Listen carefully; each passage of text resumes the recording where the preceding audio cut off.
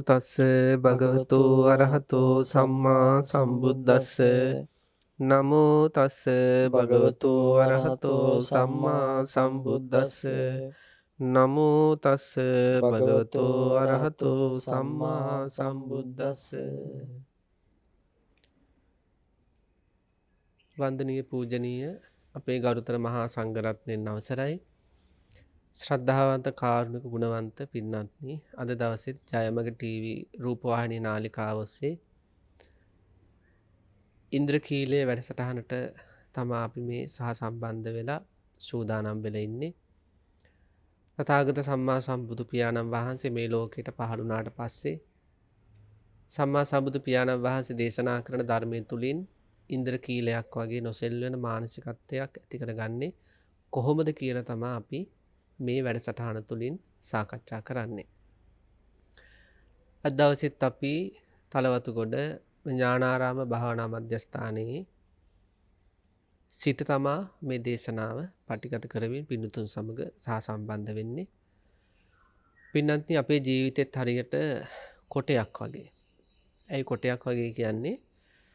කැලේ තියෙන කොටයක් අරගෙන ඇවිල්ලා ඒ කොටේ තියෙන අනවශ්‍ය කෑලි ඉවත් කරලා අපිට ලස්සන කැටයමක් මතු කර ගන්න පුළුවන්. හැබැයි අනවශ්‍ය කෑලි ඉවත් වුණොත් විතරයි ලස්සන කැටයමක් මතු වෙන්නේ. අපි වෙළඳසල් වල දකින නැත්නම් මහමග සමහර ওই පින්නතුන් පාරායින තියාගෙන විකුණන ওই කැටයමක් කියලා කියන්නේ විවිධ නිර්මාණ කියලා කියන්නේ කොටයක තියෙන අනවශ්‍ය කෑලි ඉවත් කිරීමෙන් මතු කරගත්ත දෙයක්. අපේ ජීවිතත් කොටයක් වගේ කියලා මම මුලින්ම සඳහන් කළේ පින්නත් අපේ ජීවිතෙත් තියෙනවා බැහැර කළ යුතු දේවල් වගේක්, අඩුපාඩු වගේක්. පුංචි කාලේ අපි ඉපදෙනකොට අපේ ශරීරයේ තිබ්බ අඩුපාඩු ගොඩක් අම්මල හැදුවා. නහය අත ගාලා, නිකට අත ගාලා, හිස අත ගාලා, දනිස් අත ගාලා, ඇඟිලි පුරුක් අත ගා ස්පර්ශ කරමින් අපේ අම්මලා තාත්තලා ආච්චිලා මොකද කළේ? ශරීරයේ තිබ්බ අඩුපාඩු හැදුවා. නමුත් හිතේ අඩුපාඩු එහෙම හදන්න යාලට පහසුන්නේ නැහැ. මොකද හිතේ මල්ලන්න බෑ. හිත අත ගාලා හදන්න පුළුවන් එකක් නෙවෙයි. හිත දැනෙන්නේ Tamanටයි. ඉතින් Tamanට දැනෙන හිතේ තියෙන අඩුපාඩු අපි දැනගෙන තේරුම් අරගෙන ඒ අඩුපාඩු ඉවත් කරන්න ඕන දවසින් දවස. අන්නේ අඩුපාඩු ටිකෙන් ටික ඉවත් වෙන තමයි ඉන්ද්‍රකීලයක් වගේ මනසක් ඇති කරගන්නට අවශ්‍ය මූලික පදනම සකස් වෙන්නේ. බුදුරජාණන් වහන්සේ දේශනා කළ විදිහට පින්නත්නි සීලයෙන් විතරක් ප්‍රාණඝාතයෙන් වැළකීම තුලින් විතරක් අපිට නිවන් දකින්නට අවශ්‍ය මූලික පදනම ගන්න බෑ. ප්‍රාණඝාතයෙන් ඉවත් වෙලා යා සබ්බ සියලුම සත්‍යයන් විශේෂයි. සබ්බ පාන භූත හිතානුකම්පී විහෙරති. සියලුම සත්‍යයන් කෙරේ කරුණාවෙන් වාසය කරන ගුණයක් සමාදන් වෙන්න ඕන. අන්සතු දේවල් ගන්න අය විතරක් නෙවෙයි තමන් සතු දේවල් අන් අයට දෙන්න ඕන. අන්සතු දේවල් නොගැනීම සීලය වුණාට තමා සතු දේවල් අන් අයට ලබා දීම මෛත්‍රිය කරුණා මුල් කරගෙන ගුණවන්තව කරන ක්‍රියාවක්. ඒ විදිහට පින්නත් අපේ ජීවිතවල මේ අඩුපාඩු ඉවත් කර මේ අවබෝධයකට ශක්තිමත් චිත්තසංතානයකට යන වැඩපිළිවෙල තුල අපේ ජීවිතේ එකතු කරගනිමින් එකතු කරගත යුතු විවිධ ගුණ ධර්ම තියෙනවා. ඒ වගේම බැහැර කළ යුතු ගුණ ධර්ම තියෙනවා. අද දවසේ අපි සාකච්ඡා කරන්න බලාපොරොත්තු වෙන්නේ බැහැර කළ යුතු හැඟීම් දෙකක් පිළිබඳව. අපේ පින්නතුන් සත්‍යවාදීව දේශනා කරන අපිත් එහෙමයි. අපේ පින්නතුන් සත්‍යවාදීව හිත ඇතුළට දෙබිලා බලලා මේ අදහස් අපේ ජීවිතවල තියෙනවද කියලා පොඩ්ඩක් හොයලා බලලා ඒ අදහස් දුරු කරන්නට උත්සාහ කරන්න ඕන. මේ අදහස් වෙනත් කෙනෙක්ගේ හිතේ තියෙනවා කියලා දැනුනොත් මගේ අම්මගේ හිතේ මේ වැරදි අදහස් තියෙනවා, මගේ තමන්ගේ ස්වාමියාගේ භාර්යාවගේ හිතේ මේ වැරදි අදහස් තියෙනවා, දරුවන්ගේ හිතේ මේ වැරදි අදහස් තියෙනවා කියලා දැනුනොත් කරුණාවෙන් සහ මෛත්‍රියෙන් එයාලට පීඩාවක් නොවන විදියට ඒ වැරදි ඒ ජීවිතවලින් ඉවත් කරන්නත් කටයුතු කරන්න අපි පෙළඹෙන්න ඕනේ. ඒක අපේ ලොකු ගුණයක් නිසා. අද අපි සාකච්ඡා කරන්න බලාපොරොත්තු වෙන්නේ පින්නත්නි කෙනෙකුගේ ජීවිතයේ විශාල හානියක් සිදු කරන ගුණමක බව සහ මාන්නය පිළිබඳව. ඒ පිළිබඳව කතා කිරීමට සාකච්ඡා කිරීමට අපි ගෞරවයෙන් ආරාධනා කළා රාජකීය පඬිත් අපේ කල්යාණ මිත්‍ර සහෝදර ඉඳුරුහේන ධම්මදේව ස්වාමීන් වහන්සේට අපි කවුරුත් ඉතාම ගෞරවයෙන් ශ්‍රද්ධාවෙන් ඔබ වහන්සේ මේ වැඩසටහනට පිළිගන්නවා. ගෞරවනීය ස්වාමීන් වහන්සේ අද අපි සාකච්ඡා කරන්නට බලාපොරොත්තු වෙන්නේ ගුණමුක බව සහ මාන්නය පිළිබඳව. ස්වාමීන් වහන්සේ මම ඉස්සෙල්ලාම මේව දුරු කරන විදිය ගැන කතා කරන්න කලින් මේකේ තියෙන ආදීනව ගැන කතා කරන්න කලින් මම කැමති ඔබ වහන්සේගෙන් දැනගන්න ගුණමුකු බව සහ මාන්නය කියන්නේ මොකක්ද? පූජනීය වන්දනීය විනයාචාර්ය හුල්වැල්ලේ සාරදපේ ස්වාමීන්ද්‍රයන්න් වහන්සේගෙන් අවසරයි. පූජනීය වන්දනීය මහා සංඝරත්නයන් අවසරයි. ශ්‍රද්ධාවන්ත පින්වතුනි, අද අපි සාකච්ඡා කරන්නේ අපේ ජීවිතයට ඉතාමත් වැදගත් සහ අපි බැහැර කළ යුතුම අගුණයන් දෙකක් පිළිබඳවයි සාකච්ඡා කරන්නේ.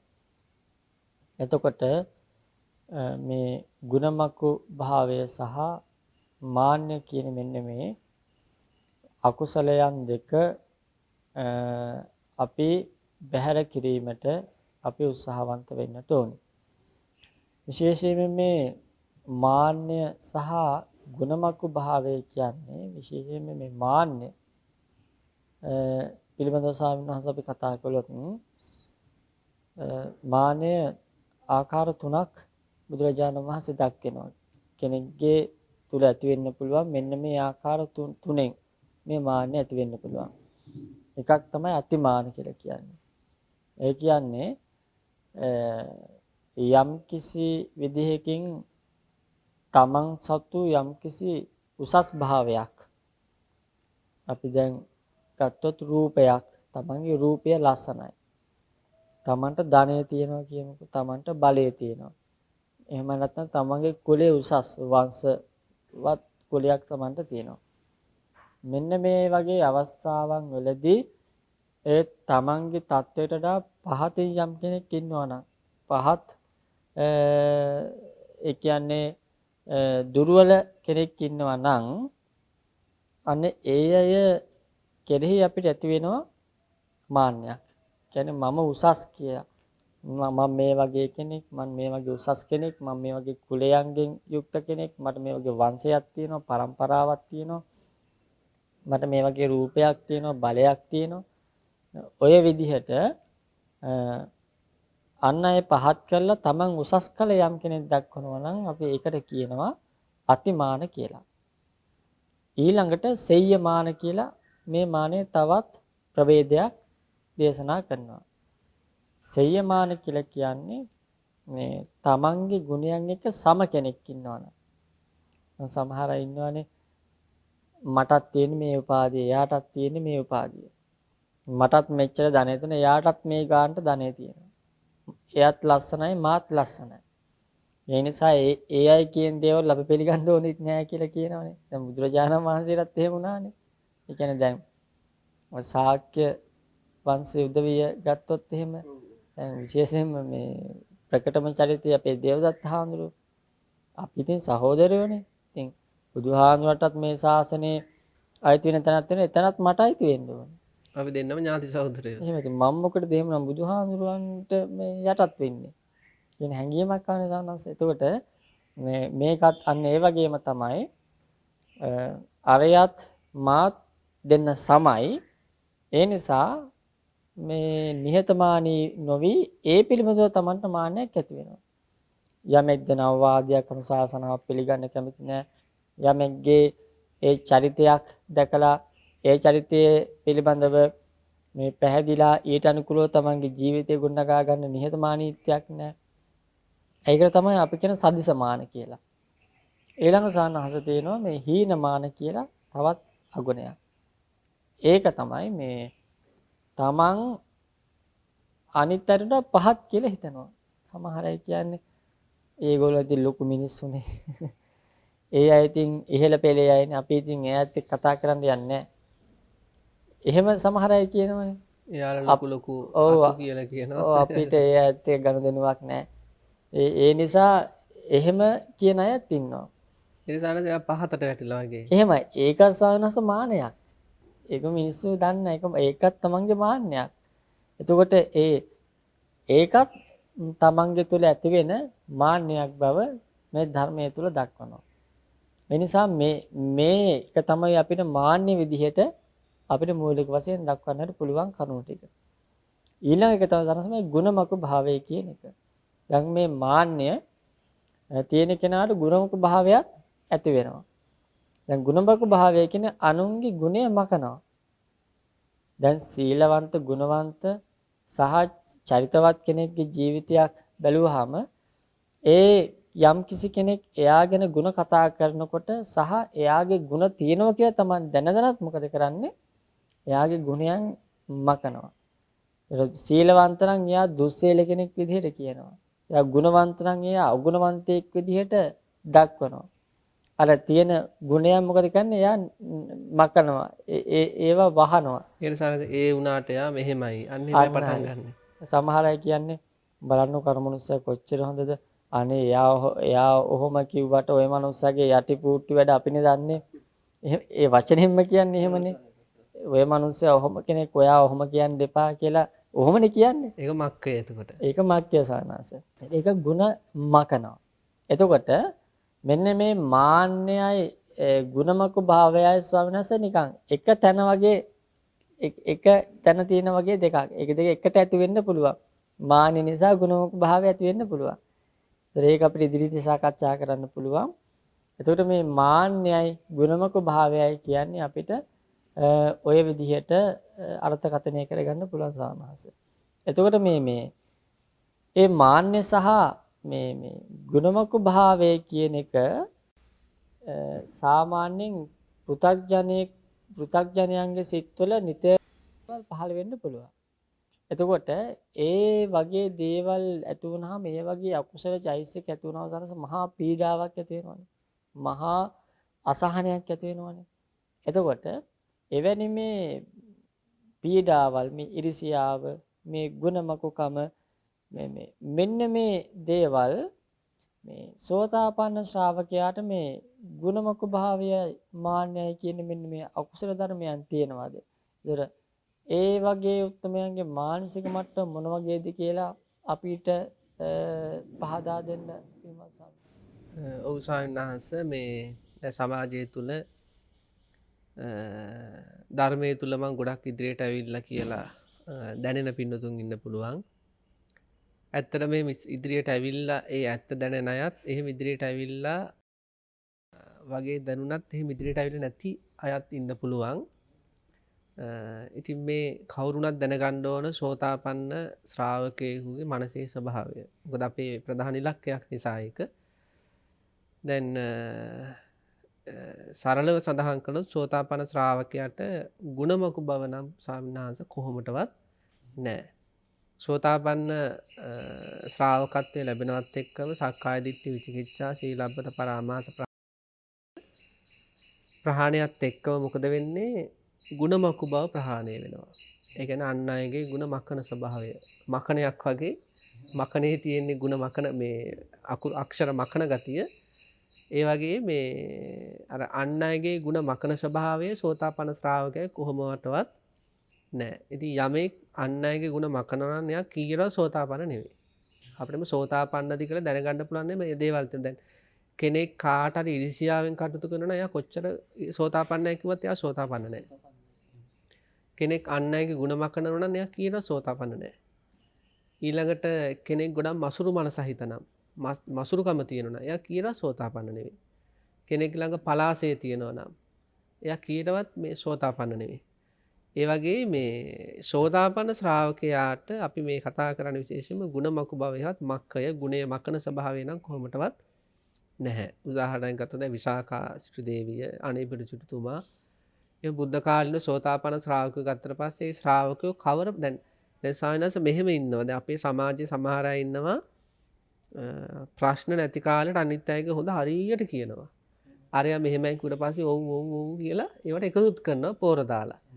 හැබැයි අර කට්ටියත් එක්ක ප්‍රශ්නයක් ඇති වෙච්ච ගමන්ම අරයා එක හොඳක් කිව්වොත් මෙයා වැරදි 10ක් කියනවා. ඒ වුණාට ඔය මිනිස්සු ඔහොමයි කියලා. තිබිච්ච හොඳ ටික සේරම මකලම දානවා. දැන් සෝතාපන්න ශ්‍රාවකයාට අපි හිතමු කවුරු හරි වෛර කරනවා කියලා. දැන් ඒ පුද්ගලයා අපි දැන් සෝතාපන්න භාර්යාවකට ස්වාමියා ඉස්සර හොඳට සැලකුවා කියලා අපි හිතමු. ඉස්සර හොඳට සලකද්දිත් මෙයා කියන ඔය ස්වාමියාගේ හොඳ පැතිකඩ. හොඳ පැතිකඩවල් තියෙනවා ඒව කියනවා. අපි හිතමු යම්කිසි කාලයක් ගිහලා ස්වාමියාගෙන් මෙයාට වැරදි වෙනවා කියලා. මෙයා දැන් සෝතාපන්න අම්ම කෙනෙක්. ඒ සෝතාපන්න අම්මා ඒත් අර ස්වාමියාගේ වැරදි හොඳ මකන්නේ නැහැ. කවුරුහරි හොඳක් කියද්දි මකන්නේ නැහැ. ඇත්ත එයා එහෙම කෙනෙක් තමා කියලා. එහෙම මේ සෝතාපන්න කෙනෙක් අන් අය තමන් එක තරහ වුණත් අන් අය තමන් එක්ක හොඳින් හිටියත් කවරදාකවත් ඒ අයගේ ಗುಣ මකන්නේ නැහැ. ඒ නිසා දැන් ස්වාමීන් වහන්සේ සෝතාපන්න භාවයට කියන්නේ සත්පුරුෂ භූමිය කියලා. සත්පුරුෂ භූමියට බෑගත්ත වෙනවා සෝතාපන්න මාර්ග හිත පහළ වෙනවත් එක්කම. එතකොට ඇයි සත්පුරුෂයෙක් වෙන්නේ මක්කය නැහැ. ඉරිසියාව නැහැ. මසුරුකම් නැහැ. පලාසය නැහැ.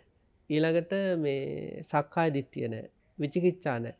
සීලබ්බත පරාමාස නැහැ. අන්නේ අකුසල පාක්ෂික ධර්මයෝ ප්‍රහාණය වුණ හින්දා තමයි කියන්නේ සත්පුරුෂ භූමියට බැහැගත්ත කෙනෙක් කියලා.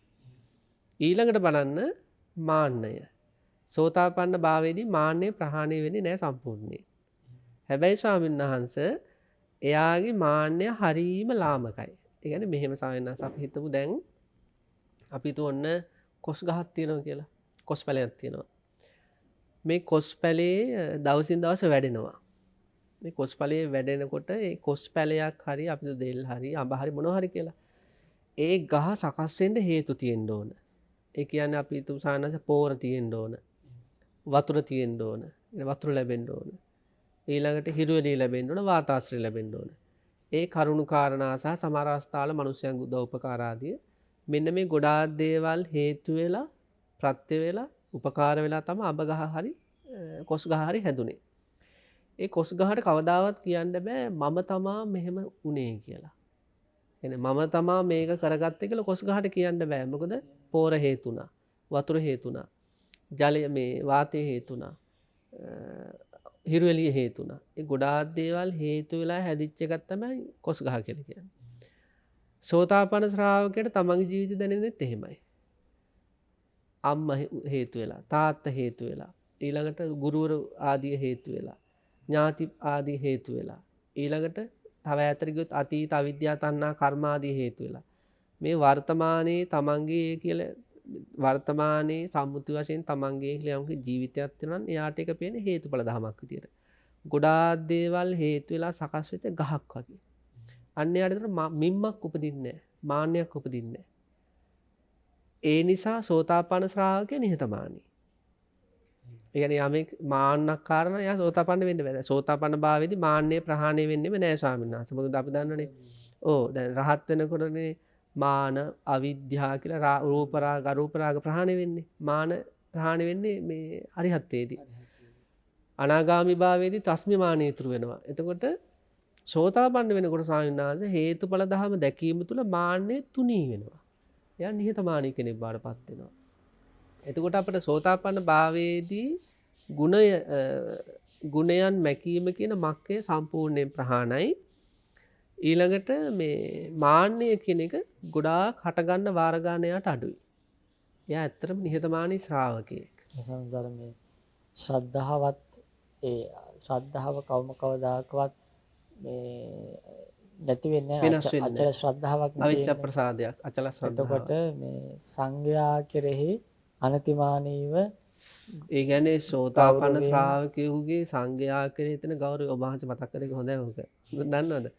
වර්තමාන සමාජයේ මේ ඔය සමාජ ජාල හරහා විවිධ සමාජ ජාල හරහා ඇත්තට ස්වාමීන් වහන්සේ භික්ෂුවක් දුස්සීල කියන සහතිකය දෙන්න වෙන්නේ පරාජිකා වුණොත්. අර මෛතුන ධර්මයේ දුනොත් මනුස්ස ඝාතනය සිද්ධ වුණොත් ඒ වගේ සොරකමක් කළොත් ඒ වගේ අර පරාජිකා හතරෙන් එකක් කැඩෙන්නේ නැතුව කවදාවත් භික්ෂුන් වහන්සේනම දුස්සීල වෙන්නේ නැහැ. අර සොරකම කිව්වහම සාලාර කෙනෙක් හිතන්න පුළුවන් සොරකමක් තියෙන හොරකම් කරන එකේ වටිනාකමක් තියෙන්න ඕනේ පරාජිකා වෙන්න. එහෙම නැත්නම් මේ දෙයක් හොරකම් කර ඵලයට පරාජිකා වෙන්නේ නැහැ. වටිනාකමක් තියෙන. ඒ වටිනාකමක් දීලා දෙන මේ වගේ වස්තුවක් මේ වගේ වටිනාකමක් තියෙන වස්තුවක් දුන්නොත් විතරයි පරාජිකා වෙන්නේ කියලා. දැන් මෙන්න මෙහෙම වෙලා නැති අපේ ගෞරවනීය ස්වාමින් වහන්සේලාගේ අතින් පොඩි වරද වුණා. ඒ වරද ලෝකෙටම පේන කෑ ගහලා කියනවා. ලෝකෙටම පේන සමාජ ජාලාවල දානවා. එහෙම කරන්නේ සංඝයා කෙරෙහි නිහතමානී හැඟීම් නැති උපාසක උපාසිකා. සනවාස ඒ වගේ අයම මොකද කරන්නේ? ඒ වගේ සංඝයාගෙන්ම පංචශීලය අහගෙන සමාදම් වෙලා සමාදන් වෙලා උන්වහන්සේලාටම බයින්න. උන්වහන්සේලාට අපි දැන් මේ කියන්නේ අපේ පින්නතුන් එක අමනාපයකට නෙවෙයි කියන්නේ අපි කතා බහ කරලා අපි අඩුපාඩු දැන් අපි අපේ ලොකු ස්වාමීන් වහන්සේලා සහ අපි මාසෙකට සැරයක් සායන සාකච්ඡාවක් තියෙනවා. සමහර අවස්ථාවල මාසෙකට දෙසරයක් ඕක තියෙනවා. ඒ අපි අඩුපාඩු කතා කරගන්න. ඒ වගේ මේ පින්නත උපාසක උපාසිකාවන් සහ අපි අතරත් එහෙම යහපත් සාකච්ඡා වෙන්න ඕන. භාවයක් තියෙන්නට ඕනේ සනස. කතා කරේ නැත්නම් ඒ ගැටලුව විසඳෙන්නේ නැහැ. ඒ නිසා අපි කියන්නේ ඔය සමාජ දාලා ඔය මූණු පොත් ඔවැනි දේවල් හරහා සංඝයාට අපහාස කරන්න එපා. ඒ නිහතමානී වෙන සංඝයා වහන්සේ ඉස්සරහා. මොකද මේ දුස්සීල කියන වචනේ පාවිච්චි කරන්න බෑ පරාජිකා වුණේ නැත්තම්. ඒ මුල් ශික්ෂාපද හතරෙන් එකක් හරි කඩනොත් විතරයි පරාජිකා කියනවා. එතනින් එහා සිල්වත්. එහෙනම් බරපතලම කාරණාව කියන්නේ දැන් ධර්ම කරුණු පවා කියනවා. ඒතකොට ඒ අය දන්නේ ධර්ම කරුණු එයා ඉගෙන ගත්තේ කොහෙන්ද කියලා. හැදෑරුවේ කොහෙන්ද? ඒ කියන්නේ සාමාන්‍යයෙන් දැන් ස්වාමීන් වහන්සේගේ ගුරු හාමුදුරුවෝ කවුද? අපේ ගුරු ස්වාමීන් වහන්සේගේ ගුරු හාමුදුරුවෝ කවුද?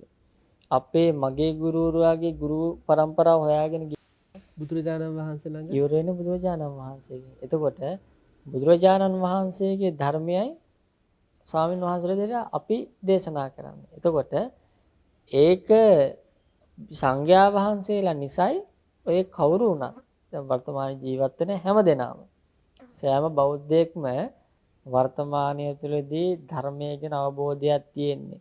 සීලය ගැන අවබෝධයක් තියෙන්නේ. භාවනාව ගැන අවබෝධයක් තියෙන්නේ. මේ හැම දෙයක්ම තියෙන ස්වාමීන් වහන්සේ කෙනෙක් කියන්න පුළුවන් ස්වාමීන් වහන්සේ සංඝයාගෙන් නෙවෙයි මම මේක දැනගත්තේ පොතපතින් කියලා. පොතපත කොහොමද? ඒක කොහොමද ආවෙද? මේ ඒක තමයි මේ ශාසනයේ අතුරුදහන් වෙන සංඥා නැතිවෙච්ච දවසට. ඒක අපි ඇත්තටම ඒ අනිතිමානීය ස්වාමීන් වහන්සේ ඒක අපි පිළිගත යුතුම වෙනවා. ඔව් පිළිගත යුතු ඊළඟට ස්වාමීන් වහන්සේ අපි දැන් සංඝ සමාජය තුල ඉන්නේ අපි. අපි උපසම්පන්න භික්ෂුන් වහන්සේලා. ස්වාමීන් වහන්සේ මමවත් කවදාවත් ඕක කරන්න නරකයි. එහෙමයි. මම වුණත් යම්කිසි භික්ෂුන් වහන්සේ නමකගේ වරදක් කතා කරනවා උන්වහන්සේ හමුවට යන්න ඕන. නැත්තම් සීමාව තියෙනවා අපිට. එහෙමයි. අපි දැන් මම වුණත් ස්වාමීන් වහන්සේ මේ ශාසනය කටයුතු කරද්දී අපේ මහා සංඝ රත්නය කෙරෙහි ඊටාම නිහතමානීව හැසිරෙන්න ඕන. නැත්තම් අපිට මේ විශාල අකුසල් සිද්ධ වෙනවා. නසන සනිත් එක මේ ඒත් එක්කම ගුණමකු භාවයක් එනවනේ සනසනේ දෙයි ඒ මාන්නය. ඔබ වහන්සේගේ මහන්න හිටිය මම හිතන ඒක අහන්න අහුවොත් හොඳයි මේ වෙලාවේ කියලා සායනාංශ දැන් මේ මාන්නේ හේතුවෙන් ඔබ වහන්සේ ඉස්සෙල්ලා සඳහන් කරා ගුණමකු වෙන ස්වභාවයක් තියෙනවා කියලා. ඒක කොහොමද අපිට විස්තර කරන්නේ? නසනස මේ විශේෂයෙන්ම මේ ගුණමකු භාවය කියන එක සනස මේ මාන්නය කියන මෙන්නේ අකුසල චෛතසිකයත් එක්ක වෙන්නේ. දැන් ඔය මුල් අවස්ථා දෙකේදීම තමන් උසස් කියන මට්ටමටනේ ගන්නෙ. අතිමාන සහ සෙය්‍යමාන කියන සදසිකමාන කියන මේ තැන් දෙකේදීම. එතකොට දැන් මාන්නේ කියන්නේ තමන් උසස් අනිත් අය පහත් කියන මට්ටමට එනකොටනේ සවන්නංශ. එතකොට දැන් මාන්නේ තියෙන කෙනා මොන අවස්ථාවකවත් කැමති නැහැ තමන්ට වඩා යම් කෙනෙක් ඉදිරියේ ඉන්නවට. තමන්ට වඩා යම් කෙනෙකු හොඳයි කියන වචනේ කියනකොට තමන් කැමති නැහැ. තමන්ට වඩා යම් කෙනෙක් යහපත් දෙයක් කරනකොට තමන් කැමති නැහැ. ඒ කියන්නේ යම් කෙනෙක්ගේ ගුණයක් ගැන කතා කරනකොට එයාට මාන්න නිසා එයා ඒකට කැමති නැහැ. එතකොට දැන් එහෙම වෙනකොට මොකද වෙන්නේ? කවුරු හරි කෙනෙක් සිල්වත් ගුණවත් කෙනෙක් ගැන කතා කරනකොට හොඳ කෙනෙක් ගැන කතා කරනකොට අරියා ටක් ගාලා මොකද කරන්නේ? අර ගුණේ වහර දානවා. තමන්ගේ තැන රැක ගන්න. තමන්ගේ තැන රැක ගන්න. ඔය ඔහොම කතා කරාට එයා ඔහොම නැහැ. එයා මේ දේවල් අන්තිමේ සානාංශ ඒ ගුණමක භාවය නිසා එයා තව තව අකුසලයන් සිද්ධ කර ගන්නවා. මේ එක අකුසලයක් නිසා එයා අකුසල් රාශියක් එයා ජීවිතේ කරගත්ත කෙනෙක් බවට පත් වෙනවා. ඒකට ඔය අපිට මතකයි සානාංශ මේ එක ස්වාමීන් වහන්සේලා දෙනමක් හිටියා. දබ්බමල්ල පුත්ත මහරහතන් වහන්සේට ඉරිසියා කරපු ස්වාමීන් වහන්සේලා දෙනමක්. ඒ කියන්නේ ඒ දබ්බමල්ල පුත්ත මහරහතන් වහන්සේගේ මහා ගුණයක් තිබ්බා. උන්වහන්සේට පුළුවන්කම තිබුණා උන්වහන්සේ අර මේ දානශාලාව බාරව ඒ කාලේ හිටිය උන්වහන්සේ. දැන් අපි අර විහාරස්ථානයකට ගියාම ස්වාමීන් වහන්සේ නමත් එක්ක කතා කරලා කී නමක් දානට වඩම්මනවද? කී නමක් අවශ්‍යද කියලා ස්වාමීන් වහන්සේ කෙනෙක් ඉන්නවනේ. ඒක මෙහෙවන්න. ඒ වගේ දබ්බමල්ල පුත්ත මහරහතන් වහන්සේත් ඒ වගේ ස්වාමීන් වහන්සේ නමක්. රහතන් වහන්සේ නමක්. ඒ වගේ උන්වහන්සේ ආසන පනවන භික්ෂුන් වහන්සේලාගෙන් අග්‍රස්ථානයටපත් වෙලා හිටියා ස්වාමීන් වහන්සේ. කියන්නේ උන්වහන්සේ 이르දි බලයෙන් උන්වහන්සේ ඕන තරම් මේ ස්වාමීන් වහන්සේට වැඩියොත් ඒ 이르දි බලේ පාවිච්චි කළ උන්වහන්සේ ඉන්න පහසුකම් සේරම සකස් කරලා දෙනවා. 19ක් වැඩියොත් ඒ ඉන්න 19ටම වැඩේ ඉන්න කුටි සකස් කරලා දෙනවා. 10 එහෙමයි. වැඩේ ඉන්න 19ටම පොකුණු සකස් කරලා දෙන මේ 이르දි බලෙන් කරන්නේ ඒක. එතකොට ඒ වගේ මහා උත්තමයන් වහන්සේ නම. ඉතින් මේ මෙත්තිය සහ බුම්මජ්ජික කියලා හිටිය ස්වාමීන් වහන්සේට දෙනවා. මට මතක විදිහට. මේ ස්වාමීන් වහන්සේට දෙන්න මොකද කරන්නේ? මේ මහරහතන් වහන්සේගේ ඒ බැබලීමට ඉරිසියාව ඇති කරගෙන මාන්නය ඇති කරගෙන තමන්ගේ ගුණ කවුරුත් කියන්නේ නැහැ. දැන් හැමෝම කතා වෙනවා ධම්මමල්ල පුත්ත මහරහතන් වහන්සේ ගැන. මේ වගේ හොඳ ස්වාමීන් වහන්සේ නමක් කියලා කතා වෙනවා. උන්වහන්සේගේ ගුණය ගැන කතා වෙනවා. මේක ඉවස ගන්න බැරුව අන්තිමට මොකද කරන්නේ? අර භික්ෂුණියක් ලවා අභූත චෝදනා කරනවා. මෛතුන පරාජිකාවෙන් චෝදනා කරනවා. මේ මොකද කරන්නේ? අර ගුණේ අහන් ඉන්නකොට අර ගුණේ කියනකොට අහන් ඉන්න බැරි කම. ඒ ගුණ වර්ණනාව උහුල ගන්න බැහැ. උහුල ගන්න බැරුව සමහරවිට. එතකොට ඒ ගුණේ වහන්න බලනවා. එතකොට ඒක ආරෝපවාදයක්. ඒක ආරෝපවාදයක් බවට පත් වෙන. ඒතකොට සන්නහස දැන් අද අපි කල්පනා කරන්නට ඕනේ මේ ඇතැම් අය ඉන්නවා මේ අපේ දහම් දැනුමක් තියෙනවා සමහර වෙලාවට. ඇත්තම ගත්තොත් ධර්මයේ පොතපත කියවල යම්කිසි දැනුමක් අවබෝධයක් තියෙනවා. හැබැයි ඒ දැනුම අවබෝධය නෙමෙයි ඇත්තම දැනුම එතන තියෙන්නේ. එහෙම අපි මේකත් එක්ක ගැලපීමේදී ඒත් එක්කම මාන්නයක් ඇති වෙනවා. දැන් බොහෝ දෙනෙක් මේ ධර්මය පිළිබඳ අවබෝධය ඇති වෙනකොට බොහෝ දිනෙට ඒ ධර්මයේ නිසාම මාන්නයක් ඇති වෙනවා. ඒ ධර්මයේ නිසා මාන්නය ඇති වුණාට පස්සේ යම් කෙනෙක් තව ධර්මයේ පිළිබඳ අවබෝධය ඇති කෙනෙක් ගැන ಗುಣ කතා කරනකොට එයාට ඒක උහුල ගන්න බැරි වෙනවා. ඒක උහුල ගන්න බැරි වුණාම මොකද කරන්නේ? අර අභූත චෝදනා කරනවා ස්වාමීන් වහන්සේ.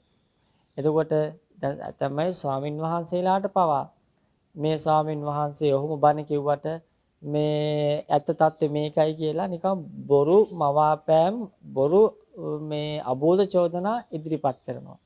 එහෙම සිද්ධ කිරීමෙන් මොකද වෙන්නේ? ඒ අය ලොකු අකුසලයන් රාශියක් රැස් කර ගන්නවා. ඒ අකුසලයේ එතකොට සානංශ මාන්නයත් එක්ක ඇති වෙන මක්කය නේද? එහෙම මාන්නයත් අර තමන්ගේ ಗುಣ තමන් උසස් මට්ටමේ ඉන්නවනේ. දැන් ඒක තමන්ට වඩා යම් කෙනෙක් ಗುಣ යම් මතක් කරනවා නම් යම් කිසාන් වහන්සේ නමකගේ හරි යම් කිසි පුද්ගලයෙකුගේ අන්න ඒ මාන්නනිසය මොකද කරන්නේ?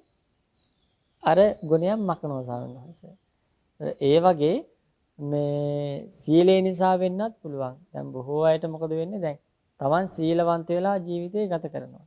තමන් සිල්වත් කියලා සමාජයේ බොහෝ අය කතා කරනවා. හැබැයි තවත් පිරිසක් ඉන්නවා ඊට වඩා සිල්වත් කෙනෙක් ගැන කතා කරනවා. මේ අර පුද්ගලයා සීලවන්තයි මේ වගේ සීලවන්තයෙක් කියනකොට මොකද වෙන්නේ? තමන්ගේ ඒ මාන්න නිසා අරයාගේ ඒ ගුණය මකන්න පුළුවන් තරම් උත්සාහවන්ත වෙනවා. එහෙම වෙලා ස්වාමීන් වහන්සේ මේ പ്രേත ලෝකයේ උප්පත්තිය ලැබපු ස්වාමින් වහන්සේ නමක් පිළිබඳව പ്രേත ලෝකපත්තුවේ තියෙනවා. ඒ කියන්නේ ඒ പ്രേතයා මේ අවසූචි වලක තමයි ඉන්නේ. ඒ പ്രേතයා වෙලා ඉන්නේ අර ස්වාමින් වහන්සේ. ඒ ස්වාමින් වහන්සේ මොකද කරන්නේ? තව പ്രേතෙක් ඉන්න උන්වහන්සේට උඩ ඉහළින්. ඒ പ്രേතයා දාන අසූචි තමයි ඒ මේ කලින් භවයේ ස්වාමින් වහන්සේ හිටපු പ്രേතයා අනුභව කරන්නේ. ඒකට හේතුව තමයි මේ එක විහාරස්ථානයක් තිබුණේ. විහාරස්ථානයේ හිටියා එක හාමුදුරු කෙනෙක්. මේ හාමුදුරුවන්ට බොහෝම ගෞරවයෙන් ආදරයෙන් සැලකුවා ඒ ප්‍රධාන දායකයා. ආරාමයක් සකස් කරලා කුටියක් සකස් කරලා බොහොම ආදරයෙන් ගෞරවයෙන් සැලකුවා. ඉතින් මේ හාමුදුරු විතරයි ඉන්නේ මේ ස්වාමීන් වහන්සේ විතරනේ. ඉතින් උපරිම සැලකිලි. අන්තිමේදී මේ දායකයා ඉතින් ඊටා ශ්‍රද්ධාවන්ත කෙනෙක්. මෙයා මොකද කළේ? අනේ එක ස්වාමින් වහන්සේ නමක් නේ වැඩ ඉන්නේ මට තවත් ස්වාමින් වහන්සේලා හම්බ වුණොත් කොච්චර වටිනවද මට උපස්ථාන කරන්න පුළුවන් කියලා තව ස්වාමින් වහන්සේලා දෙනමක් වැඩැම්මුවා. දැන් වඩම්මලා දැන් මොකද කරන්නේ? දැන් මේ හාමුදුරුවන්ට වෙනම කුටියක් තියෙන අර ස්වාමින් වහන්සේලා දෙන්නට තව කුටියක් හැදුවා. දැන් මේ දායකයා දැන් වෙන්දම පැය 24න් මේ ස්වාමීන් වහන්සේට උපස්ථාන කරේ. දැන් තව ස්වාමීන් වහන්සේට දෙනමක් ඉන්නවා. දැන් ඒ ස්වාමීන් වහන්සේට උපස්ථාන කරන්නත් ඕනේ. දැන් හරියටම ගත්තොත් භාගයයිනේ. දවසෙන් භාගයයි මේ ස්වාමීන් වහන්සේට උපස්ථාන වෙන්නේ. මේකට අර ස්වාමීන් වහන්සේට ඉරිසියා ඇති වුණා. ඇති වෙලා මොකද කිව්වේ? අර අලුතෙන් වැඩි ස්වාමීන් වහන්සේලාගේ අගුණ කිව්වා. ඇත්තටම උන්වහන්සේලා ගිහිම අගුණයක් නැහැ. දායකය උපස්ථාන කරන්න ආවහම කොහොම හිටියට මේ සීලවන්ත ගුණවන්ත විදිහට මේ ඔය හාමුදුරු දෙන්න ඔබතුමා නැති වෙලාවට බලන්න ඕනේ මෙන්න මෙහෙමයි දුස්සීලකම් කරන්න කියලා බොරු චෝදනා කරා. බොරු චෝදනා කරන්නේ. ඒ නිසා ඉරිසියාව නිසා ಗುಣ මකනවනේ. එහෙමයි. ඉරිසියාව නිසා මේ මාන්‍ය නිසා ಗುಣ මක. ඒක සන්නසර තමන් අර උසස් කියලා හිතාගත්ත තමන්ගේ උසස් භාවයත් එක්ක අර දායකයා ඒක හැල්ලුවටපත් වෙනකොට හරි අමාරුයි. හරි අමාරු වෙනවා. අන්තිමේදී මොකද කරේ මේ දායකයාට ඒ දේ කිව්වා ගිහිල්ලා. අන්තිමේදී එහා පැත්තේ ඉන්නවනේ ස්වාමීන් වහන්සේට දෙනම. ඒතර උන්වහන්සේලාට උපස්ථාන කරනකොට මේ ස්වාමීන් වහන්සේ කැමති නැහැ. ඒ නිසා තමයි අර විදිහට කිව්වේ. මේක හැමදාම මේ දායකයාට කියන මොකක් හරි අඩපාඩුවක් කියන එහා මේ කුටියේ වැඩින ස්වාමීන් වහන්සේලා දෙන්නගේ.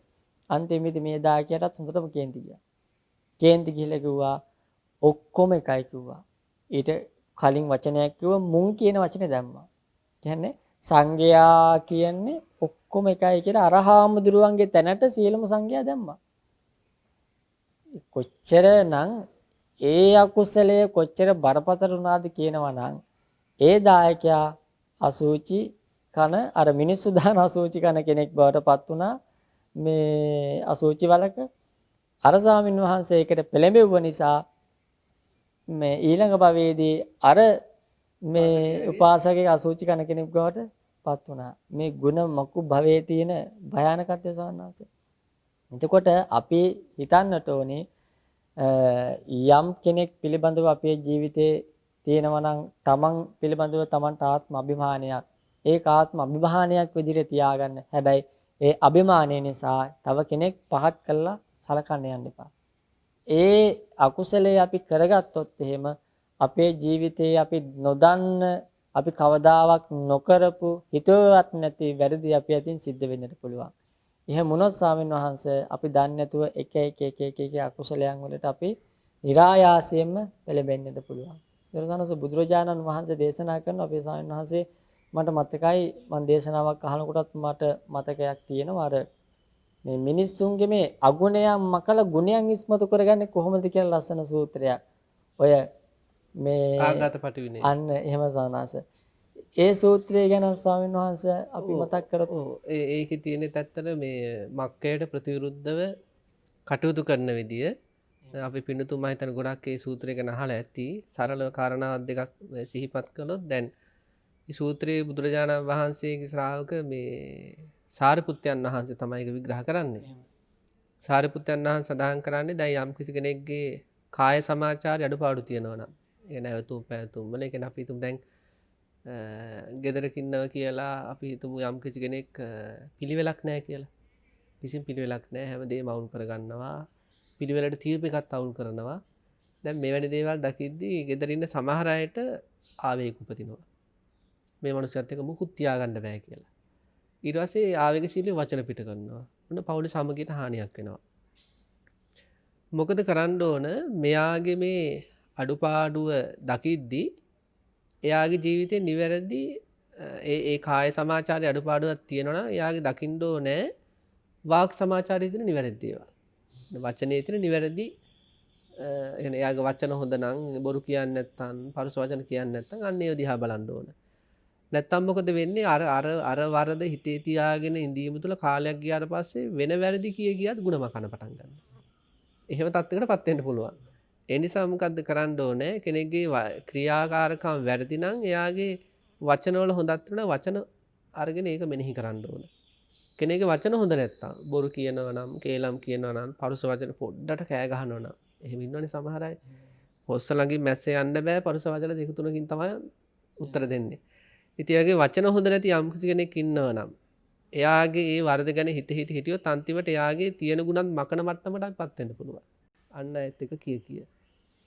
ඒ නිසා කරන්න ඕන එයාගේ නිවැරදි කාය සමාචාරයන් දිහා බලන්න ඕනේ ඒව හොඳද කියලා. හොඳ නම් එයා ප්‍රාණඝාත කරන්නේ නැති, අයතුම් පැවතුම් හොඳ, හොරකම් කරන්නේ නැති, කාමයේ වර්ධව හැසිරෙන්නේ නැති යහපත් කෙනෙක් නම් එයාගේ අන්නේ ಗುಣ මතු කරගෙන ගන්න ඕන. ඒ වගේ මක්කය දුරු කරන්නට ඇත්තට අපිට අන් අයගේ ಗುಣ මකනවා කියන මක්කයට ප්‍රතිවිරුද්ධ අන් අයගේ ಗುಣ දකින ඒ හොඳ කුසල මානසිකාරය පැවැත්වීම හරිම වාසිදායකයි. එතකොට නේ සනත් එතකොට කොච්චර යට මෛත්‍රී සහගත සිතුවිල්ලද තියෙන්නේ. ඔව් සායනාස අපි මොනවා හරි ක්‍රමයකින් හිත රැක ගන්න ඕන. එහෙමයි එහෙමයි. මේ අකුසලයන්ට අහු වෙන්න දෙන්නේ නැතුව. එතකොට මේ අර ඒ හැඟීම හරියට අනේ ඉතින් අපි කියන්නේ කතා කරනකොට ඉතින් මේ මිනිස්සයා ටිකක් සරයි නම් තමයි. උනට මේ වගේ ಗುಣ තියෙනවනේ. තියෙනවා කියලා. මේ අන්නේ මිනිස්සයාගේ යගේ ඉතින් වැඩ නම් ඉතින් මෙහෙම තමයි. උනට මේ දේවල් තියෙනවනේ කියලා එහෙම අර ඒ ಗುಣ දකින එහෙමයි ಗುಣ දකින ඒක විශේෂයෙන් අපේ ඇතුලේ ගුණය වර්ධනය කරගත යුතු දෙයක්. අපේ ඒ තැනට නොවැටෙන්න අපේ මනස සකස් කරගන්න කර ගන්න. ක්‍රමවේදයක් බුදුරජාණන් වහන්සේ දේශනා කළා තියෙනවා. ඒතරෝ ස්වාමීන් වහන්සේ මේ ගුණමකු භාවය සහ මාන්නය කියන මෙන්න මේ අකුසල ධර්මයන් දෙක අපි කොහොමද දුරු කරන්නේ? ඒක දුරු කරගත යුත්තේ කෙසේද? ඒ අනිවාර්යයෙන්ම මේ බුදුරජාණන් වහන්සේ ධර්මයට අනුකූලව අපිට මේ අපි ඉස්සෙල්ලා ගත්ත උත්සාහනස මාන්නය කියන එක. දැන් ඔබ වහන්සේ මුලින්ම විස්තර කරා මාන්නය ඇති වෙන්නේ මොනව අරමුණු කළාද කියලා. දැන් පින්නතු හිතන්න අපිට රූපේ අරමුණු කරලා මාන්නය උපදින්න පුළුවන්. දැන් කෙනෙකුට කණ්ණාඩි ඉස්සරහට ගියාට පස්සේ එයාගේ හිතේ තියෙන ස්වභාවය අනුව එයාට ඒ රූපය ගැන ආඩම්බරකමක් එන්න පුළුවන්. මාන්නයක් මං ගොඩක් ලස්සන කෙනෙක් කියලා. එතකොට එයා හිතන්න ඕනේ රූපයට වෙන්නේ මොකද්ද කියලා. දැන් කේමාවට උනේ ඒකනේ. කේමත් රූපයෙන් මාන්නෙන් හිටියේ. මං තරම් ලස්සන කල්යාණියක් ලෝකේ නැහැ කියලා. බුදුරජාණන් වහන්සේ මොකද කළේ? ඇය ඉස්සරහා පෙන්නුවා ඇයට වඩා ලස්සන තරුණියක්.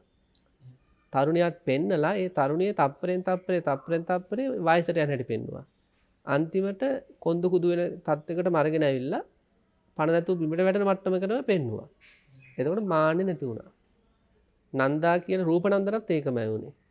ඒ වගේ Tamanට රූපය ගැන මාන්නයක් තියෙනවා නම් අනිත් එක තමයි මාන්නෙන් ඉන්නකොට මූණෙන් පේරෝනේ සායන. එහෙමයි. ඒක මූලිකව වෙනසක්. සමහර අය ගමන් කරන විදිහ සමහර අය ඒ කියන්නේ මේ අපි මේ සමාජයට අනුකූල වෙනස් වෙන්නේ දැන් මානෙ තියෙන අයට මේ ඇවිදින විදිහ වෙනස් වෙනවා. පිරිසක් ඉදිරියේ කතා කරන විදිහ වෙනස් වෙනවා. කන විදිහ වෙනස් වෙනවා. සරල නෑ යාළුවා නිදහස් නෑ. නිකන් රංගපෑමක් ඒක ඉතින් පේනවා. ඊට පස්සේ යන කයින්දල බයිනවා. එහෙමයි. ඔහොම ගියාට පුදුම මාන්නේ කියනවා. එහෙමයි. හරිද? ඒ වගේ රූපය නිසා මාන්නෙන් ඉන්න අනිත්යට පේනවා. ඉතින් අපි ලැජ්ජ වෙන්න ඕනේ ඒකට නේද? එතකොට මේ රෝගයක් එක්තරා විදිහක මදයක් මත්වීමක්. එතකොට රූපය ගැන තියෙන මාන්නේ නැති කරන්න රූපේ ඇතිවීම වෙනස් වීම නැතිවීම මෙනෙහි කරන්න ඕන. එතකොට ඒක පහ වෙලා යනවා. ඊළඟට අපි හිතමු අපිට මාන්නය ඇති වෙනවා ධනය සම්බන්ධව, සැප සම්පත් සම්බන්ධව. එතකොට මේ ලෞකික දේවල් වල තියෙන ඇතිවීම වෙනස් වීම නැතිවීම දකින්න ඕන. එතකොට මේ සංසාර ජීවිතේ අපිට ලැබුණ දේවල් ගැන කල්පනා කරමු. භවයක් නෙවෙයි, භව දෙකක් නෙවෙයි, භව 100ක් නෙවෙයි, භව 1000ක් නෙවෙයි, භව ලක්ෂයක් නෙවෙයි, භව කෝටි ප්‍රකෝටි ගණන් කොච්චර මිලුම්දල් අපිට හම්බෙලාද? ගෙවල් දොරවල්, යාන වාහන, ඉඩකඩම්. නමුත් හැම දෙයකටම සිද්ධුන අනිත්‍ය ස්වභාවය. හොයා ගන්නවා බැරි විදිහට කැඩිලා බිඳලා විනාශල ගියා. මේ ජීවිතෙත් අපිට යම්කිසි මාන්නයක් ඇති වෙලා තියෙනවා නම් මට ගෙවල් තියෙනවා, ඉඩකඩම් තියෙනවා, ඒ හැම දෙයකටම ඕකයි සිද්ධ වෙන්නේ. කැඩිලා බිඳලා පාළුදලා විනාශල යනවා. අන්නේ විදර්ශනායසින් දකින්න ඕනේ. ඒ වගේ Tamante කෙනෙකුට කුලේ නිසා මාන්නේ. සංසාර ජීවිතේ නීච කුල වල කොච්චර ඉපදලා ඇද්ද? දැන් ඔය සඳහන් වෙන්නේ මහා බෝසත්යන් වහන්සේ පවා දැන් ඔය සත ධම්ම කියලා එක බ්‍රාහ්මණ වංශිකයෙක්ගේ යහළුවෙක් වෙලා හිටපු කාලෙක මහා බෝසත්යන් වහන්සේ සැඩල් කුලේ ඉපදිලා තියෙනවා. ඉතින් ඒ වගේ මහා බෝසත්යන් වහන්සේලාටත් එහෙම වරින් වර හදිසියෙ නමුත් එහෙම කුලවල උප්පත්ති ලබන්න වෙලා තියෙනවා. එතකොට සසර ජීවිතේ අපි කොච්චර එහෙම නීච කුලවල උප්පත්ති ලැබලාද? ඒතර මේ ජීවිතේ මේ අපි මෙහෙම වුණා දැන් ඔබ හසර මතකද දන්නේ මේ ගම්පෙරළිය. ගම්පෙරළිය වට අමතක වෙන්නේ නැති සිද්ධියක් තියෙනවා. පියල් ඉන්නේ. ඒ පියල් යාළු වෙනවා නන්දත් එක්ක. ඕක දැනගන්නවා මාත්‍රහාමිනේ. ඒ කියන්නේ නන්දගේ අම්මා.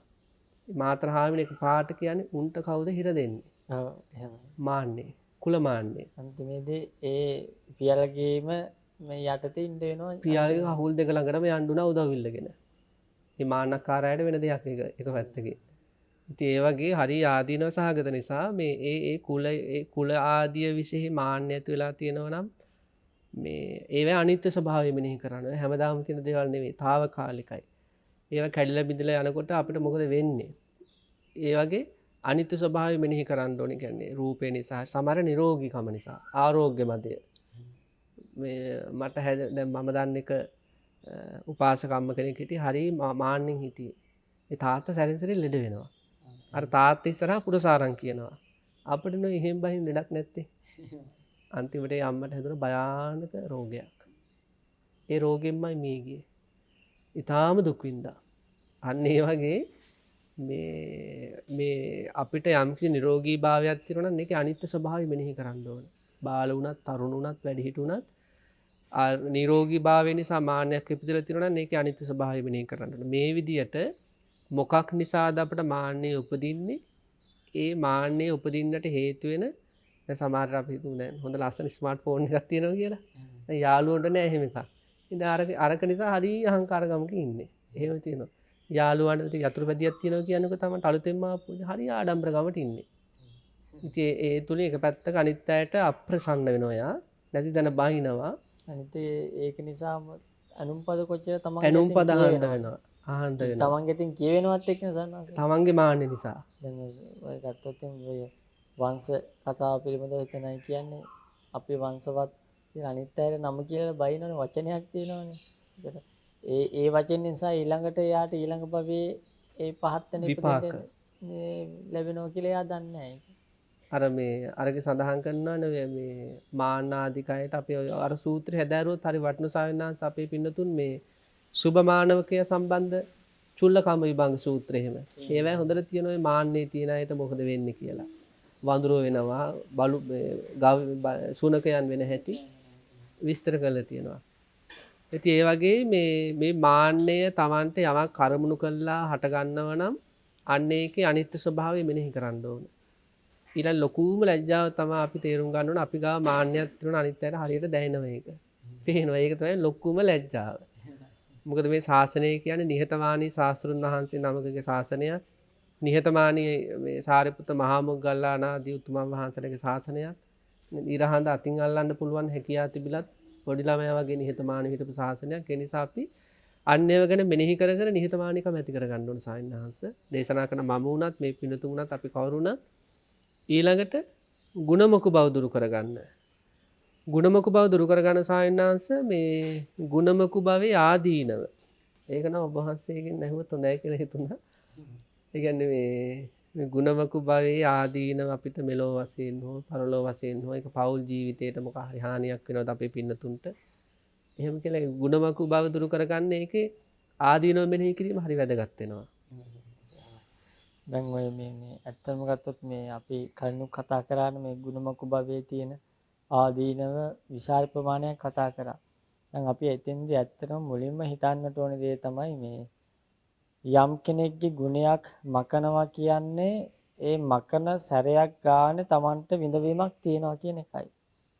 ඒ යම් කෙනෙක් තුල ගුණයක් තියෙනවා නම් ඒ ගුණය ඒ විදිහට දකින්න නැතුව ඒ ගුණය වර්ණාවකට ලක් කරන්නේ නැතුව මෙයාගේ මේ ගුණය තියෙනවා කියලා කතා කරන්න තමන්ගේ හිත පෙළඹෙන්නේ නැත්තම් Taman එයාගේ අගුණයම නම් කතා කරන්නේ. එයාගේ නැති අගුණ නම් කියන්නේ. එයා ගුණය මකන්න නම් හදන්නේ. Taman දකින්නට ඕනි ඒ තුල Tamanට ඒකාන්තෙන් විපාකයක් තියෙනවාමයි කියලා. එතකොට ඒ සෑම විපාකයක්ම හේතු වෙනවා Tamanගේ මෙලෝ ජීවිතේට ප්‍රධාන වශයෙන්. ඇත්තම ගන්නසයි මිනිසුත් කියන්නේ මේ ජීවිතයේ මේ අප්‍රසන්න කෙනෙක් බවට පත් වෙනවා. මේ ඒ මිනිසයා නම් ಗುಣමකුවෙක් කියලා කියනවා, කුහකෙක් කියලා කියනවා. එහෙම කියනවනේ. එතකොට Tamanට ඒකේ විපාකයේ මේ ජීවිතේම Tamanට අත්විඳින්න සිද්ධ වෙනවා. සානන් සමහර පවුල් වල එහෙම හොඳට අර මේ නෝට් වෙච්ච චරිත ඉන්නව නේද එහෙම. එහෙමයි. ඒ කියන්නේ ගුණයක් කියන්නම බෑ යත් එක්ක. ඒ කියන්න බෑ. අපේ පින්නතුන්ට එහෙම සමහරට මතක් වෙනවත් ඇති. එහෙමද මොකක් හරි කියලා ගුණයක් මකන්නම තමයි බලන්නේ. ඉතින් එහෙම චරිත ඕන තරම් අපිට හම්බෙලා දෙන එහෙම අයට එකක් තමයි අර අපකීර්තිය ආදී මේ තත්ත්වයන් වලට පත් වෙන්න සිද්ධ වෙනවා. අනිත් එක ඒ වගේ අයට කවදාකවත් එහෙම අන් අයගෙන් ගරුත්වයක් ලබන්නත් පුළුවන්කමක් නෑ සන්නාස. දැන් මොනවාකවත් ඔය යම් කෙනෙක් ඉහළ තැනක ඉඳගෙන අනිත් අයගේ ಗುಣ මකමකා ඉන්නවා නම් යට ඉන්න පිරිස එයාගේ සමාජලාට එයා උසස් තැනක ඉන්න නිසා එයාගේ ಗುಣ කතා කරනව වෙන්න පුළුවන්. හැබැයි එයා නැති දැන කතා කරන්නේ මේ මෙහෙම මහ ගුණමකුවෙක් කියලා එහෙම තමයි කතා කරන්නේ. නැති තැන කතා කරනවා. ඒ වගේ අර අනුන් නැති තැන Tamanට මහා හාස්‍යජනක චරිතයක් බවට තමන්පත් වෙනවා. ඒ විතරක් නෙමෙයි මේ අනිත් අයගෙන් ගරු බුහුමන් ගරු වචන තමන් කැමතිනම් තමන් හොඳ කෙනෙක් කියලා සමාජයේ පිළිගත යුතුයි කියලා තමා අනිත් අයට ගරු කරන්න ඕන සමහරවිට. දැන් ගොඩාක් දෙනෙක් මේ අනිත් අයට ගරු කරන්නේ නැතුවනේ අනිත් අයගේ ගෞරවය බලාපොරොත්තු වෙන්නේ. එතකොට මුලින්ම එයා කරනෝනේ අනිත් අයට ගරුත්වයක් දෙන්නට ඕනේ. ඒ අනිත් අයට ගරුත්වයක් දුන්නොත් තමයි තමන්ටත් ගරුත්වයක් ලැබෙන්නේ. එතකොට ඒ ගරුත්වය ලබන්නට අපි ගාව තියෙන ගුණමක භාවයන් සම්පූර්ණයෙන්ම නැති කරන්නට මාන්නය ආදී මේ දේවල් නැති කරන්න උපරිම උත්සාහවන්ත වෙන්නට ඕනේ. ඊටසානස මේ ගුණමක භාවය සහ මාන්නය තියෙන උදවියට මේ නිවන් දකින මාර්ගය ඇහිරෙනවා. විශේෂයෙන්ම ඔය බුදුරජාණන් වහන්සේ දැකලා නිවන් දකින්න අවස්ථාව තිබිච්ච උදවිය තමන්ගේ මාන්නය නිසා නිවන මගහැරුණා. ඒතර සරියුත් මහරහතන් වහන්සේගේ ඒ කාලේ හිටපු ගුරුවරයා ගත්තොත් එහෙම සාන්නහන්සේ මම මෙච්චර කාලයක් ගුරුවරයෙක් කියලා හිටියා. නිසා මං තවත් ශාස්ත්‍රූ කෙනෙකුගේ මේ යටතේ යන්න ගියොත් මට මේ නිවන් දකි මේ මට ඇති වෙන තත්ත්වයට හොඳ නැහැ කියලා හිතේ මානෙ නිසා නිවන් මාර්ගයේ පවා ඔහුරගත සමහරවිට. එතකොට ආරෝපවාදයන් කළා මේ හිස පැලිලා අවීච මහ නරකවල ඕන තරම් ගියා වෙන මොකවත්ම ඕනේ ඔය මේ අපේ දේවදත්ත හාමුදුරන්ගේ චරිතය ගැනම හිතුවත් ඇත්තටම අපිට මේ ඒ ගැන හිතන්නට පුළුවන්. ඒ නිසා උන්වහන්සේ තුල මාන්නේ තිබිලා තියෙන, ඉරිසියාව තිබිලා තියෙන, මක්කේ තිබිලා තියෙන, ඒ වගේ මහා අකුසල සමූහයක් තිබෙනවා සානස්. දැන් බුදුරජාණන් වහන්සේගේ අගුණයක්ම නිස්මතු කරන්න බැලුවේ හැම වෙලාවෙම මිනිසුන්ට මේ බොරු දේවල් කියමින් දැන් අර ගත්තොත් අර මේ ඉල්ලපු කරුණු පහක් ඉල්ලුවානේ. වර 5ක් ඉල්ලුවානේ. ඒ වර 5 බුදුරජාණන් වහන්සේ ප්‍රතික්ෂේප කළෙත් නැහැ, හා කිව්වෙත් නැහැ. කැමති ස්වාමීන් වහන්සේ නමක් අනුගමනය කරත්වා නැති කෙනෙක් නොකරත්වා. උන්වහන්සේ මොකද කරේ? බුදුරජාණන් වහන්සේ මේ බුද්ධ ශාසනයට මේ සංඝයාන් වහන්සේලාගේ කෙලෙස් ධර්මයන් වැඩෙන විදිහටයි වැඩ කරන්න කියලා බුදුරජාණන් වහන්සේගේ මාර්ගය වැහුවා. බුදුරජාණන් වහන්සේ කියපු දේ වැරදි විදිහට ගත්තා. වැරදි විදිහට සමාජගත කළා. ඒකෙන් ස්වාමීන් වහන්සේ බලන්න දේවදත්ත හාමුදුරුවෝ නිසා කී දෙනෙක් වෙනසුණාද? දේවදත්ත හාමුදුරුවෝ නිසා අද කී දෙනෙක් මේ අවීච මහා නරකයේ පැසෙනව ඇද්ද? ඒ කියන්නේ බුදුරජාණන් වහන්සේ කෙරෙහි අපහැදීමක් ඇති කරගෙන. දැන් මේ අජාසත්තරත් එහෙම වැරදුනානේ. يعني බුදුරජාණන් වහන්සේ කිසිවෙකටත් ඒ කියන්නේ තාත්තා කෙරෙහි අපහදවන්න කටයුතු කරන්නේ සානස්. එතකොට අන්න බලන්න ඒ ගුණමකු භාවය මුළු සංසාරෙම විනාශ කරන සාමණේර. එයා පිය ගුණ වැහුවනේ සාමණේර. පිය ගුණ වැහුවා සාමණේර. සම්පූර්ණයෙන් පිය ගුණ වැහුවා. එතකොට නැති අගුණයක් ගෙනාව සාමණේර වහන්සේ. ඒ තාත්තා ළඟ නැති අගුණයක්. බුදුරජා දැන් කෙනෙක්ගේ ගුණමක භාවය කියන්නේ ගුණය මකන එක විතරක් නෙමෙයි. නැති අගුණයනොත් ඉස්මතු කරන සාමණේර. ඒ බොරු අභූත චෝදනා කියනවනේ. සමහර අය කියනවා ඉතින් මේ අපි ඉතින් එදා දැක්කා කියනවා. අපි සමහර ඇස් දෙකෙන්ම දැක්කා කියනවා. මේ දැකලත් නැහැ, වෙලත් නැහැ. ඇස් දෙකෙන්ම දැක්කා. අපි කියනකොට මොනවද ගිනි අවුලනවා කියලානේ. ගින්දර දෙනවා කියලා. අනුන්ට ගින්දර දෙනවා එහෙම. ඒ වගේ මේ පුදුම විදිහේ සමාජයේ ඉන්න පුද්ගලයන්ට හිංසා පීඩා කරන අදහසින් බොහෝ උදවිය කටයුතු කරනවා. ඒතර පින්වත්නි අපිත් ඒ වගේ කෙනෙක් නම් අපි කල්පනා කරන්නට ඕනේ තමන් මේ ශාසනයේ බුදුරජාණන් වහන්සේගේ දහමට අනුකූලව ගත්තොත් කොච්චර පහත් තැනකද තමන් ඉන්නේ. තමන් මොන වගේ තැනකට යයිද? තමන්ගේ මේ ජීවිතේ ගුණයක් වර්ධනය වෙයිද? ඊළඟ ජීවිතේ තමන්ගේ කොච්චරනම් භයානක තැනකට වැටෙයිද කියලා තමන් කල්පනා කළ යුතු වෙනවා. නිසා මේ බුදුරජාණන් වහන්සේ මේ දේශනා කරපු මේ අගුණයන් දිහා බලලා තමන්ගේ ගාව තියෙන අගුණයක් තියෙනනේ අගුණය පිළිබඳ අවබෝධය ඇති කරගෙන අපි ඒ අගුණය තේරුම් අරගෙන ඒට ප්‍රතිවිරුද්ධ කුසල ධර්මය වර්ධනය කර ගැනීමට අපි ඒකාන්තයෙන්ම උත්සාහවන්ත වෙන්නට ඕනේ ස්වාමීන් වහන්සේ. ඒතර එහෙම වුණොත් තමයි මේ ගමන යන්නට පුළුවන්කමක් තියෙන්නේ. අර අපේ අතන තය ගොඩක් වටින සායනස් ඇතර අපි වුණත් අපි දැන් බණ කියනවා අපි එහෙම කියලා නැහැ අපි වුණත් අපේ ජීවිතේ ලැබිලා බලන්න ඕනේ මේ වැරදි අදහස් සංකල්ප අපේ හිතවල වැඩ කරනවද කියලා. එහෙමයි සානස්. එතකොට මේ මාන්නේ නැති කරලා එතකොට ගුණමක භාවයෙන් තොර ජීවිතයක් ගත කළොත් සානස් ඒ ජීවිතේ කොච්චරනම් ආදර්ශ සම්පන්න ජීවිතයක් වෙයිද? දැන් බුදුරජාණන් වහන්සේගේ චරිතය දිහා බැලුවහම අපිට කොච්චරනම් සැනසෙන්න පුළුවන්ද? ඒ චරිත දිහා බලලා කොච්චරනම් උදවිය සතුට වෙනවද? ඒ නිසා සානහස මේ බුදුරජාණන් වහන්සේගේ ඒ ධර්ම කරුණු පිළිබඳව පූර්ණ අවබෝධය ඇති කරගෙන අපි ජීවිතය ගත කළ යුතුම වෙනවා. ඒ නිසා අවසාන වශයෙන් ස්වාමීන් වහන්සේ දැන් ගුණමක භාවයේ සහ මාන්නෙන් තොර වෙලා අනතිමානීව ගුණමක භාවයේ නැතිව අන් අය ගුණ කතා කරන කෙනෙක් බවට පත් වුණොත් කොහොම ඒ කෙනෙක් එයාගේ ගුණ වර්ධනය වේද? ඒක කොච්චර ඒක ඇත්තටම කතා කරන්න ඕන සායනහංශ මේ දැන් කෙනෙක්ගේ ජීවිතේ අපි කවුරුත් බලාපොරොත්තු වෙන ප්‍රධාන ඉලක්කයන් තියෙන සායනහංශ එකක් තමයි අපි චිත්ත සමාධිය බලාපොරොත්තු වෙනවා. එහෙමයි. චිත්ත සමාධිය සහ ඊළඟට විදර්ශනා ඥාන ආදී බලාපොරොත්තු වෙනවා. අපි කවුරුත් මේ නිවන් දකින්න එවැනි ඉලක්ක තියන අය. දැන් යම්කිසි කෙනෙක් ස්වාමීන් වහන්සේ අපි හිතමු මක්කේ තියෙනවා කියලා. එයා අන් අය ගුණ මකනවා. ඒතර එයාට වචී දුස්චරිත සිද්ධ වෙනවා. කෙනෙක්ගේ මාන්නේ තියෙනවා කියලා අපි හිතමු. එයා මාන්නකාර වචන කියනවා. මාන්නේ නිසා සමහරට ගරහනවා එහෙම.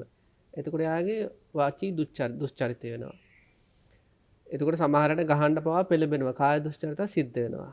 දැන් දේශනාවල තියෙනවා යමෙක්ගේ හිතෙහි මක්ක මාන්නාදී අකුසල ධර්ම ඉපදිලා ඒවා කාය දුස්චරිත වචී දුස්චරිත වශයෙන් ක්‍රියාත්මක වෙනකොට එයාගේ හිත විපිලිසර වෙනවා. ඒ කියන්නේ කළ කාය දුස්චරිතය හේතු කරගෙන ධර්මතාවයක් විදිහට නොසන්සුන් වෙනවා. ඊළඟට කළ වචී දුස්චරිතය හේතු වෙලා හිත නොසන්සුන් වෙනවා. ඊළඟට මෙයාට පසුතැවීම ඇති වෙනවා. කළ දෑ ගැන කී දෑ ගැන අන්නේ විපිලිසර මනස තියෙන කෙනාට කීයටවත් ඒ විපිලිසර මනස තියෙන කෙනාට හිතෙහි ප්‍රීතියක් නැහැ. ප්‍රමෝදයක් නැහැ. පස්සද්ධියක් නැහැ. සැපයක් නැහැ. තමන්ගේම තමන්ට පිළිකුලක් ඇති වෙනවා. පිළිකුලක් මිස ප්‍රීතියක් උපදින්නේ නැහැ. මම මහ කුහකෙක් මම රිසියා ගන්න. එහෙම.